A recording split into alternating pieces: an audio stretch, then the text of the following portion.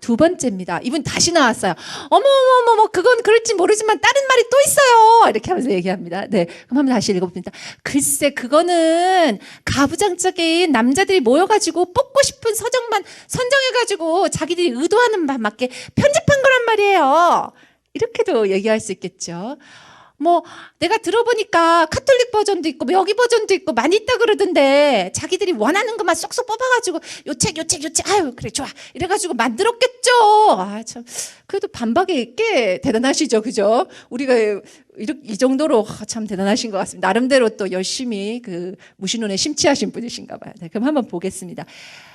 이분의 주장은 무엇이냐면 마음대로 한 4세기 390년도 기원 후 390년도에 종교회의를 거쳐서 사실은 그 성경의 경전화가 됐습니다. 그렇다면 저희가 지금 보고 있는 성경은요 어떻게 되어 있냐면 27권으로 되어 있습니다. 27권 중에서 22개의 성약선서가 먼저 나와 있었다. 이게 무슨 말이냐면요. 한번 들어보신 분이 있으실지 모르겠는데요. 무라토니 편이라는 게 있습니다. 이것이 기원 후 170년도쯤에 쓰여진 책이라고 하는데요. 그때 무라토니 편은 결국 성경입니다. 성경을 이렇게 그때 이 당시에도 기독교인들이 있었겠죠. 크리스찬들이 있었겠죠. 예수님을 사랑하는. 그 당시에 형제들이 모여가지고 크리스찬 형제들이 모여가지고 편찬한 것이 바로 무라토니 편이었습니다. 그 무라토니 편에서는요. 성경 27개 중에서 22약 성약성서가 벌써 나와 있습니다. 벌써 묶여져 있습니다.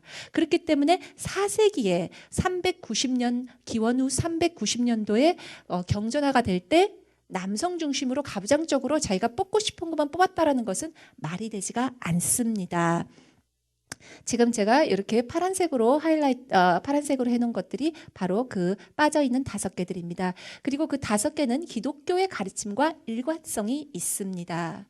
그래서 가감한 것들이 아닙니다. 특히 마가복음, 마태, 마가, 누가, 요한서를 보면 거기서 예수님 말씀이 다 있죠. 그것은 벌써 2세기에 벌써 다 나와 있었던 것들입니다. 그래서 이 무라토니 편은요. 로도비코 무라토니 이탈리 역사학자가 발견했습니다. 또 다시 자칭 지식인이 또 나왔습니다. 오늘 남자분입니다. 네, 나왔습니다. 아니 여기서 뭐 하시는 겁니까? 네? 저는 교수입니다. 교수. 교양 있는 교수의 입장으로 말할 건데 예수가 존재했다는 2차적 자료가 없습니다. 편협한 생각을 가진 사람은 여기 있을 수가 없어요. 어서 나가세요. 아니면 경비원을 불러서 내쫓을 겁니다. 이렇게 얘기하셨습니다. 좀 세시네요. 그죠? 봐도 그냥 조금, 네. 저희가, 네네. 이렇게 하는데. 그래도 이분도, 네. 또 주님을 믿고 또 우리가 또 구원해야 되는 형제니까 네, 이분을 그럼 어떻게 저희가 도와드릴 수 있을지 한번 보겠습니다. 성경 이외의 2차 자료를 통해서 성경의 정당성을 알아보겠습니다.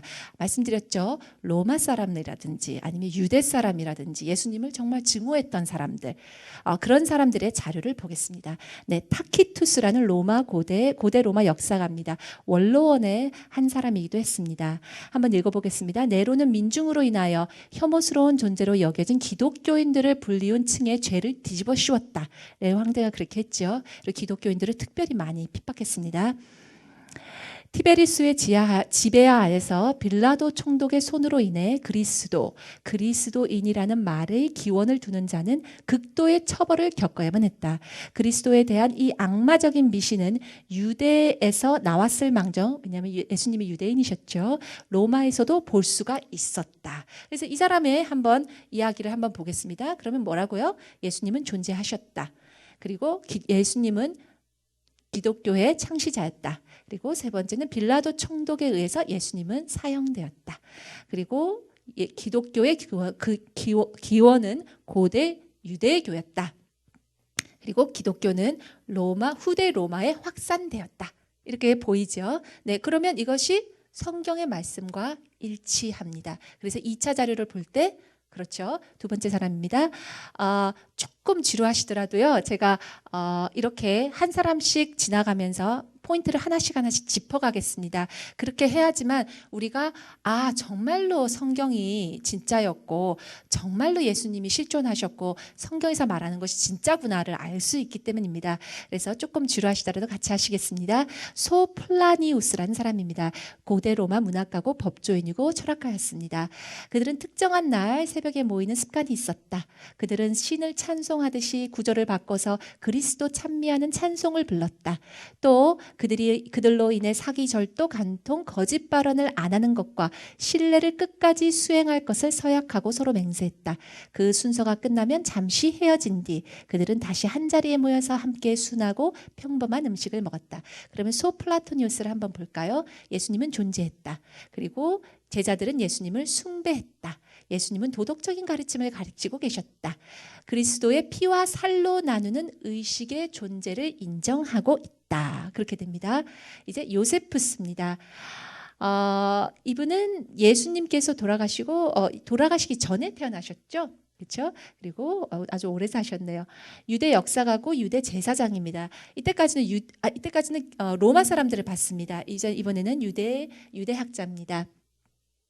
그를 한 인간으로 본다면 이 지혜로운 자, 즉 예수는 이 시대에 살고 있었다. 그는 놀라운 위협을 일으켰다. 그는 그리스도였다. 빌라도가 그의 십자가형을 선고했을 때 예수를 사랑했던 자들은 그에 대한 사랑을 버리지 않았다. 셋째 날 그는 소생되어 나타났고 기독교 무리들이 남아졌다. 이렇게 본다면 제가 그를 한 인간으로 본다면 여기에 제가 이렇게 줄을 쳤는데요. 왜냐하면 그때 이것 또한 뭐를 암시하고 있냐면요. 그 당시에 예수님은 신으로 숭배되어졌다는 것을 암시하고 있습니다. 요세푸스는 특별히 아주 그 예수님에 대해서 호의적으로 쓴 것으로 유명합니다. 그래서 이건 혹시 기독교인들이 또 크리스천들이 또 거기 가감한 거 아니야 막 이렇게 하는데 대부분의 글에 보면은 아주 호의적으로 글을 전체가 이분이 그렇게 쓰는 스타일이십니다. 그리고 예수님의 형제인 야고보에 대해서도 얘기를 하고요. 그 다음에 헤롯 왕에 대해서도 이렇게 얘기를 합니다. 헤롯 왕의 대군의 멸망은 세례를 행하는 자로 불리운 요한에 대한 헤롯 왕의 행위에 대한 하나님의 벌로 생각하는 유대인들도 몇 명 있었다. 헤롯 왕이 세례 요한을 죽이죠. 그러니까 그것 때문에 저렇게 그 헤롯 왕이 나쁘게 된 게 아니냐 이런 식으로 그런 얘기도 합니다. 그래서 헤롯 왕의 존재도 인정합니다. 그러면 보시면요. 예수님은 존재했다. 예수님은 기적을 행하셨다. 사람들은 예수님을 그리스도라고 믿었다. 예수님은 제자를 많이 가진 선생님이었다. 그리고 예수님은 빌라도 총독한테 재판을 받고 죽임을 당했고 십자가형을 당하셨고 예수님은 기독교의 창시자였고 이것을 모두 이런 사건을 문헌을 보면 알 수 있죠. 야고보, 제임스는 예수님의 형제였다. 부활을 인정했다. 그리고 세례 요한도 또한 존재했다. 이렇게 볼 수 있겠습니다. 그리고 헤롯 왕도 존재했다. 네, 그러면 다음 슬라이드를 하나 더 있네요. 헤롯 왕이 세례 요한을 사형시켰다. 네. 그리고 이제 이때까지는 그러면 로마 사람 그리고 유대 사람을 봤습니다. 그렇다면은 다른 나라의 경전을 한번 보겠습니다. 바벨로니안 탈무드입니다. 바벨로니안 탈무드에서는 이렇게 말합니다. 6월절 밤 예수와 즉 예수님을 교수형에 당하셨다. 형이 집행되는 40일 전에 어떤 전달자가 소리를 질렀다. 그는 요술을 사용하고 이스라엘을 배교로 유대했으므로 돌에 맞아 죽을 형을 받는다. 이렇게 말했다고 합니다. 이 바벨로니안 탈무드에서도 무엇을 말합니까? 결국은 예수님은 존재했고 예수님은 십자가형을 당하셨고 예수님은 기적을 행하셨고 요술이라고 말을 했죠. 그리고 예수는 억압으로부터 국민을 해방했다고 했습니다. 이제 마지막 학자인데요. 이 사람은 아주 중요한 사람입니다. 왜냐하면 이 사람은 예수님을 너무나도 싫어했습니다. 그래서 이 사람의 글에서도 보면요. 예수님을 얼마나 혐오했는지 객관적으로 쓰지도 않았어요. 난 이 사람이 너무 싫어. 이런 것을 노골적으로 표현하면서 썼습니다. 그래서 역사적인 자료에서 어떤 그 사람의 객관성을 증명할 때 이러한 그 사람을 적대시하는 사람의 자료를 보는 것은 아주 소중한 자료로 취합이 됩니다. 치유가 그렇게 간주가 되는데요. 그래서 켈수스라는 사람입니다. 또한 켈수스는요, 아주 재미있게요, 예수님이 태어나시기 전에 태어났습니다. 그리고 예수님이 돌아가신 다음에 죽었습니다. 다른 학자들은 사실은 예수님이 돌아가신 다음에 뭐 얼마가 흘러서 태어나셨다든지 뭐 이렇게 했는데요, 태어났다든지. 그런데 이분 같은 경우는 바로 예수님이 살아계실 때, 예수님이 돌아가셨을 때 그것을 그 예수님 당시에 겪었던 사람입니다. 그렇기 때문에 또한 아주 중요한 학자입니다. 그래서 한번 이것은 다 읽어보겠습니다. 예수는 유대에 있는 작은 마을에 태어났다. 그는 하루하루 살림을 위해 스스로 일하는 가난한 유대인 여자의 아들로 태어났다. 마리아겠죠. 그의 어머니는 목수였던 그 남편으로 인해 집에서 쫓겨났다. 명목은 강통제. 그래서 아마 이 남편은 야곱이겠죠, 그렇죠? 그다음에 요셉이겠죠. 그래서 감사합니다. 요셉이겠죠. 그래서 요셉을 몫으로 일했던 요셉으로 집에 쫓겨났고, 명목은 간통죄. 그리고 망신을 당해서 남편으로 이어나 쫓겨난 그녀는 방황하며 사생아인 예수를 출산했다. 그렇죠? 사생아다, 아니면 간통죄다. 아주 굉장히 세게 얘기하죠. 그리고 가난한 생활로 인해 예수는 일하러 이집트에 갔다. 예수님이 어렸을 때 이집트에 가신 것도 얘기하죠. 거기에서 그는 어떤 주술의 힘을 얻었다. 그는 이러한 힘을 가진 것에 의기양양해하며 집으로 돌아왔다. 또 힘으로 인해서 의기양양하며 돌아왔대요. 또 이 힘으로 인해서 그는 스스로를 신으로 인식했다. 이러한 희귀한 일을 행할 수 있었던 이유는 요술의 힘으로 인한 것이었다. 치유, 부활, 또 빵 몇 덩어리로 대중을 먹일 수 있었던 것은 요술사의 속임수에 불과했다. 이 행적의 주문과 어떤 악마의 이름으로 이뤄낸 것들이며 기독교인들은 마치 이런 경이로운 힘을 가진 것처럼 비춰졌다.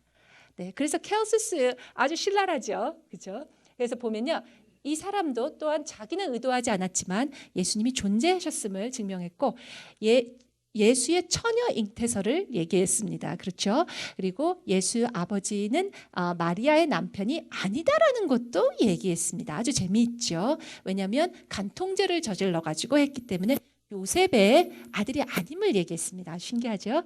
그 다음에 예수님은 기적을 행사했다. 그래서 요술을 행했다라고 얘기했죠. 그리고 예수가 부활했다는 소문이 있음을 확인했습니다. 그리고 예수가 악마에 홀린 것이라고 생각했습니다. 그만큼이나 예수님의 기적이 대단했던 거죠. 그죠?